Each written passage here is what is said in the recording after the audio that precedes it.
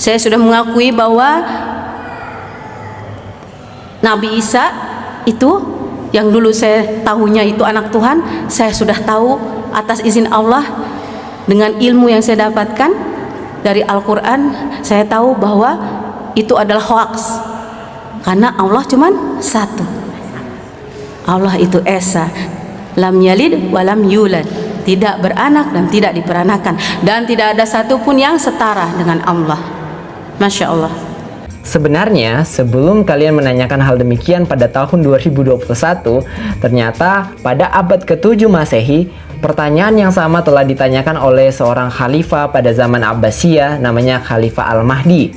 Khalifah Al-Mahdi menanyakan persoalan tentang anak Allah kepada seorang patriark yang bernama Patriark Timotius I. Patriark itu sekedar info adalah pemimpin gereja pada saat itu, atau bisa disebut dengan paus gereja pada saat itu. Pertanyaan dari Khalifah Al-Mahdi kepada Patriark Timotius I direkam oleh Patriark Timotius I di dalam bukunya yang berjudul Apology of Timothy Before Caliph Al-Mahdi. Dituliskan di situ demikian. Summa sa'alni malikuna, kemudian raja kita bertanya kepada saya, amma ta'taqid annal masih ibnullah, apakah atau tidakkah engkau beriktikad percaya bahwa Al-Masih adalah anak Allah? Jadi pertanyaan demikian ternyata telah ditanyakan 1200 tahun sebelum kita menanyakan hal tersebut. Kemudian pada abad 21 pertanyaan yang sama ditanyakan oleh seseorang di Indonesia dengan gaya yang berbeda.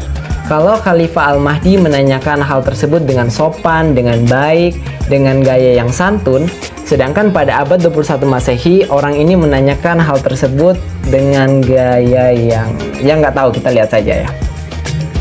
Dia mengucapkan kepada saya, Habib Rizik, selamat Natal. Saya tahu artinya selamat hari lahir Yesus Kristus anak Tuhan. Sebagai anak Tuhan, mestinya saya tersinggung dong. Untuk lu nggak kepret. Nah kalau kita tersinggung kan mestinya kita kepret, betul?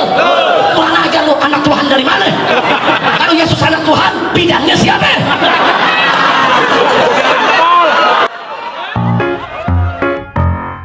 Jadi baik pada abad ke-7 Masehi dan abad ke-21 Masehi, pertanyaan tersebut telah ditanyakan oleh orang muslim, sehingga kita bisa simpulkan bahwa pertanyaan itu diulang-ulang abad demi abad.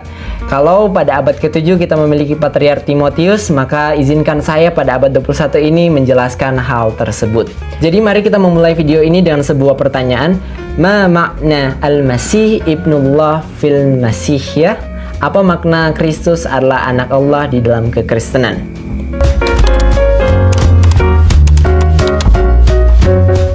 Secara singkat, makna dari kata anak Allah itu tidak bermakna secara harfiah. Itu tidak bermakna Allah memiliki seorang istri dan kemudian timbullah anak Allah.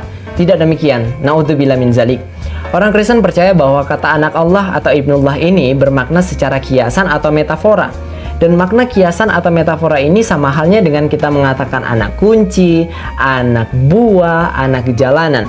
Ketika kita mengatakan anak kunci, kita kan tidak perlu nanyain siapa ibunya kunci, siapa bapaknya kunci, supaya dikatakan anak kunci.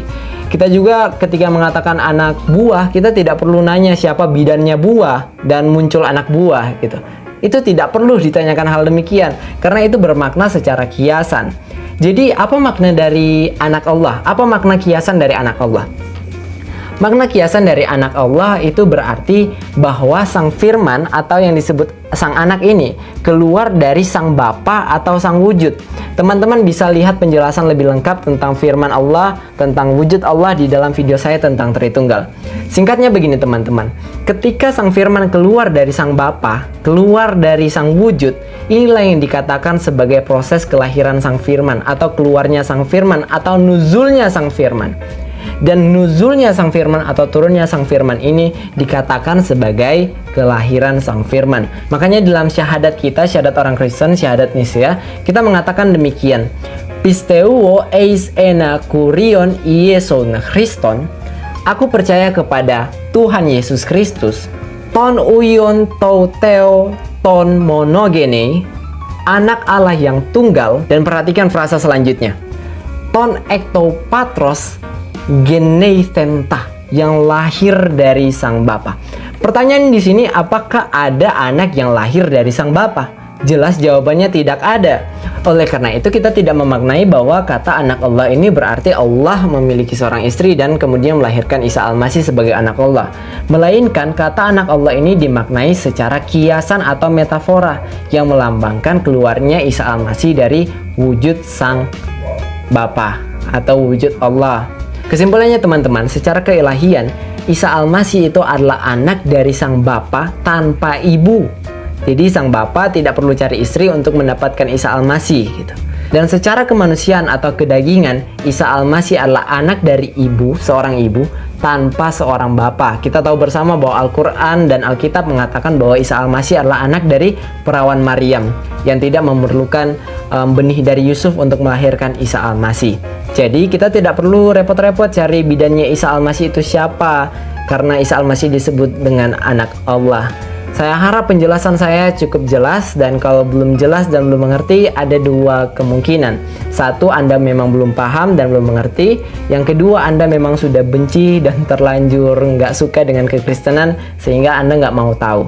Saya harap Roh Kudus bisa menerangi pikiran dan pemahaman Anda. Assalamualaikum warahmatullahi wabarakatuh. Shalom Aleichem Beshem Yeshua HaMashiach. Salam sejahtera untuk kita semua. Thank you for the happiest year of my life.